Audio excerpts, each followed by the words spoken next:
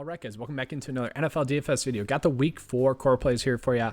And, this one is going to be a little bit harder than the last three. The last 3 slates have been pretty easy. The first 2 were very easy. There's a ton of value. It's really easy to make whichever lineup you guys wanted, and it was going to be profitable pretty much. Last week was a little bit more difficult, not finding the correct plays. It was just finding the correct lineup path, just because there's a ton of great plays across the board given the price points. This week it's a little bit more difficult because there's 2 running backs on the high end that you really should pay up for, but then there's 2 running backs in that mid-tier range of pricing that are also going to be good plays for you as well. And we're kind of figuring out which receivers to fill in with. So definitely a harder week, but it's one that we can still attack. So let's get into the picks for this week. All right, so starting off on the quarterback side of it, I'm going to start off with quarterback Russell Wilson. If you guys can fit him into your build, you absolutely should. I'm a little bit shocked that he's not above 8K, especially given the matchup. You should have at least a floor of 20 DK points. If you guys want to lock that in, I'm perfectly fine with that. Speaking of locking it in, you could easily fit Tyler Lockett and even DK Metcalf in the build with him as well. And you're set up for, a nice, safe stack, probably each and every week it seems like, but even given this matchup, I still could see that stack going for 90 DK points this week. Moving on, Kyler Murray I still think is safe going against the Carolina Panthers. Now, sure, on paper, they've been good against quarterbacks, but it's more or less that teams have been able to beat them up via the running game, so that's how teams have been attacking them. And we see that, Kyler Murray, 5, 8, and 13 rushing attempts in 3 different games this year. So the rushing upside is there for him as well. They could easily choose to attack Carolina via Kyler Murray's rushing game. So I really don't mind him as a pick this week. Going a little bit lower, the standout play, though, is going to be Ryan Fitzpatrick. I really don't get the price point of Fitzpatrick going against the Seattle Seahawks. They've been absolutely dominated against quarterbacks this year. So he should have like a safe floor of at least 20 DK points, which at 5.4, that is insane value. You can see that's what he's been averaging so far this year. Now, yes, he did have that dud against the New England Patriots. What I'm saying is that the Seahawks are not as good of a team as the Patriots. They're not as good as the Bills, and they might not be as good as the Jaguars in the passing game.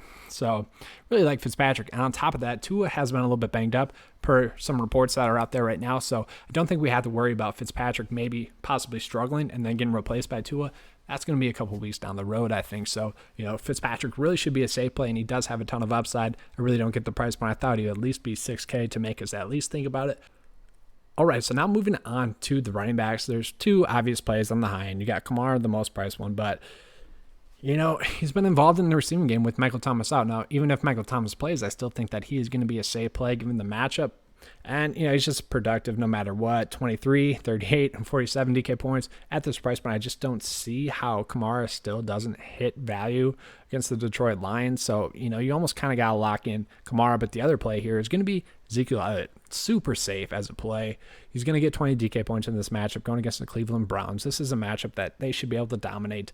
I was a little bit worried about him against the Seahawks and against the Falcons somewhat, just because those teams are so easy to attack in the air that I was a little bit worried that he might not get as many carries. And that was true against Seattle, but he was involved in the passing game, 6 receptions in both those 2 games. So I think he's going to be a really safe play, has that TD rushing upside as well. Going lower, there are a ton of decent running back plays here. Jonathan Taylor I still like. James Robinson I still like as a play. You guys know our boy.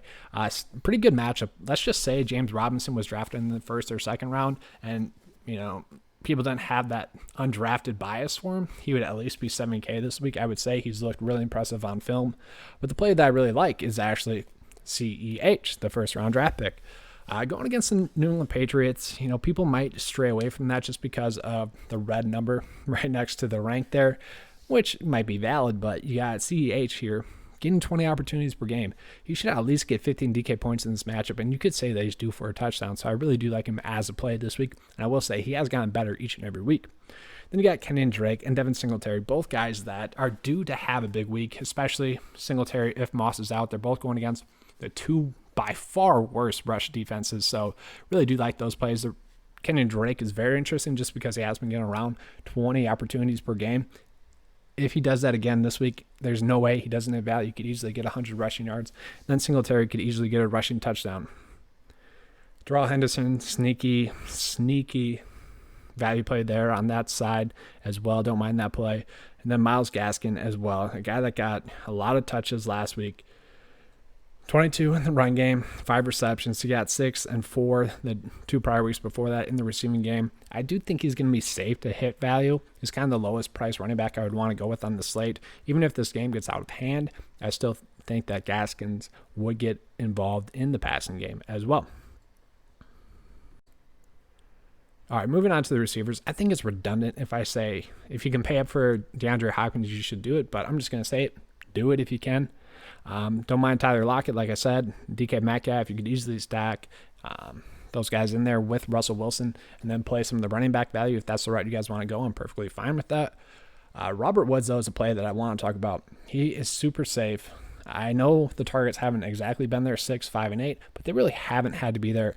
They have been getting him involved, in the rushing game as well. A lot of end arounds. So I do like the touches that Robert Woods has been getting. I do think he's safe to get around 12 DK points. We saw it even in a game where he struggled. He still had 11.3 DK points. Now, yes, that was on a TD in the rushing game, which is kind of fluky, but really how the Rams play, not that fluky at all. Kenny Galladay at this price point is kind of interesting to me. He saw 7 targets in his first game back. Yes, it was kind of easier matchup, and yes, he scored a touchdown, but I still really do like him at that price point. We know if he was kind of fully healthy for the last 3 weeks, he'd probably be a lot higher price than this, so Kenny Galladay at that price point I do like as well. All right, going lower, there are a ton of okay plays in this price point range. Preston Williams, if you're playing Fitzpatrick, you easily stack him with that. Brandon Cooks, I do like as a play as well. Deshaun Watson gets his easiest matchup of the year, so thus the receivers get their easiest matchup of the year. Really don't mind Cooks as kind of like a value receiver play if you guys have to go that low, but there's 2 receivers in the 3K range, once again, that I really like, that are pretty much locked into hitting value. So the first one, Darnell Mooney, who I talked about in passing on the live stream, on the Sunday live stream. Once again, you guys should definitely check that out. It's really centered, focused towards you guys, the viewer. So Sunday mornings, 10 a.m. Central to 11 a.m. Central. We got you covered. Get your questions answered in that live chat as well.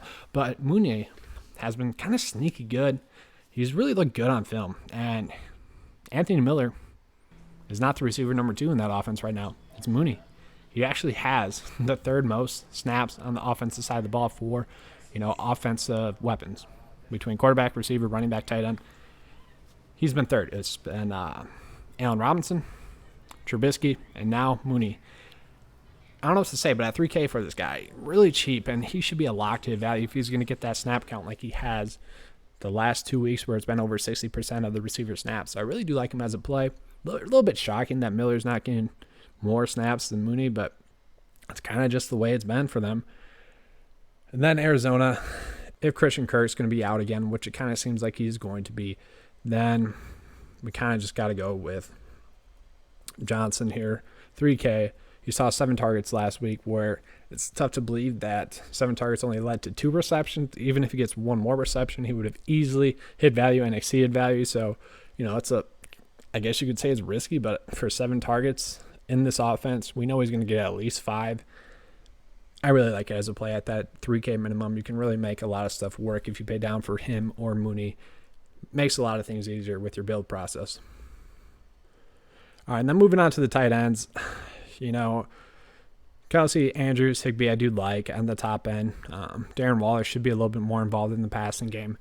Kind of crazy. When is Evan Ingram going to get involved? It's kind of, with Sterling Shepard out, I thought he'd take that step. Maybe this is the week where he finally gets it done, where it's a relatively easier matchup. So maybe this is the week.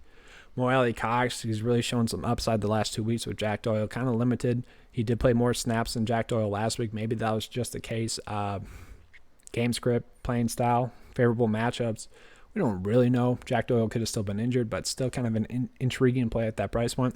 Just got to go back to the well with Logan Thomas, though. The targets have been there. The production's been there as well. We know in week 2 he should have had a touchdown. Didn't look bad in week 3. And he's going against the Ravens again this week, where it's another easy tight end matchup. So I kind of just have to go back to the well with him. We know he's going to at least hit value. Kind of provides a safe floor for you at the tight end position. And tight end's kind of been highly variable. So he's a guy at this price point where I just like that we know what we're going to get from him. It's a known factor. If he scores a touchdown, that's easily going to help us out to cash this week. All right, that's all I have for you guys this week. If you enjoyed the video, please give me a like and subscribe. I do appreciate that. If you guys want to join 9 to 5 Nation, it's $10 a month. It's really geared towards profit. I really like to dumb it down. Just give you guys the plays that are going to help you profit. It's really focused at that. It's winning made easy. So check that out. Link is in the description below. All right, thanks, guys. We're out. And as always, let's keep cashing.